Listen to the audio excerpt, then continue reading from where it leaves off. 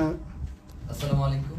আপনারা জানেন যে গতকাল থেকে আমরা শহীদ উসমান হাদির হত্যার সুষ্ঠু তদন্তের জন্য ডক্টর মোহাম্মদ ইউনূসকে জাতিসংঘে একটি চিঠি প্রেরণের জন্য আহ্বান জানিয়ে তার বাসভবনের সম্মুখে অবস্থান করছিলাম।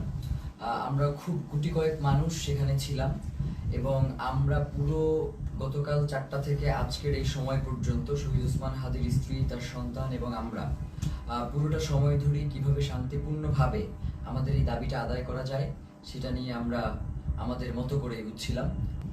তারা যেই কাজটা করেছে সেটা হচ্ছে অধিকাংশ পুলিশ সদস্যের কোনো নেম প্লেট ছিল না, তারা নেম প্লেট খুলে ফেলেছে এবং প্রত্যেকে মাস্ক পরা ছিল। এই যে মাস্ক পরে নেম প্লেট খুলে যে হামলা, এই হামলা তো আমরা এবং হেলমেট পরে এই হামলাগুলো তো আমরা দেখেছি ফ্যাসিবাদী হাসিনার আমলে। তাহলে কি এখন যমুনা পাহারা দিচ্ছে বা যমুনায় বসে আছে কি হাসিনা সেই ফ্যাসিবাদী আমলের পুলিশ লীগ কিনা সেটা আমরা জানতে চাই।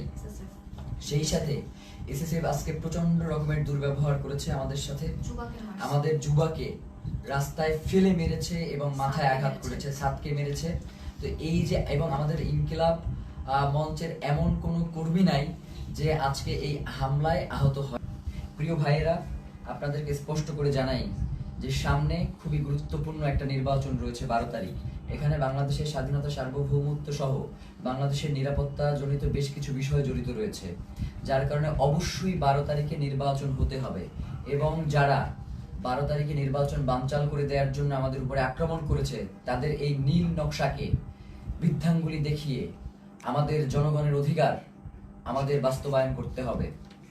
প্রিয় ভাইয়েরা, জনগণ, বাংলাদেশের জনগণ প্রচন্ড শান্তিপ্রিয় এবং তারা সব সময় সরকারকে সহযোগিতা করে আসছে, কিন্তু সরকার সেই জনগণের উপরে আজকে মুহুর্মুহু sound grenade, tear shell, rubber bullet এগুলো নিক্ষেপ করেছে এবং এখনো তারা বিভিন্ন জায়গায়, যেমন শাহবাগে এখনো সম্ভবত আক্রমণ চলছে। একটু আগেও আমরা এই লাইভ শুরু করবার আগে দেখতেছিলাম যে শাহবাগে আক্রমণের মতো ঘটনা ঘটতেছে।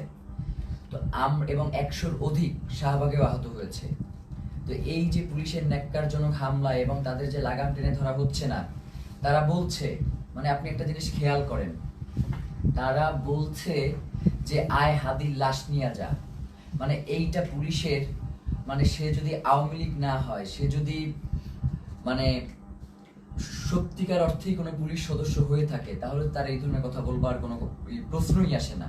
তো আমরা স্পষ্টভাবে বুঝতে পারছি যে বর্তমান পুলিশ প্রশাসনের এই যে আওয়ামী লীগ গোষ্ঠী যারা এখন পর্যন্ত রয়ে গেছে, তাদেরকে ছাঁটাই করবার না করবার কারণে এই ধরনের উদ্ভূত পরিস্থিতি তৈরি হয়েছে।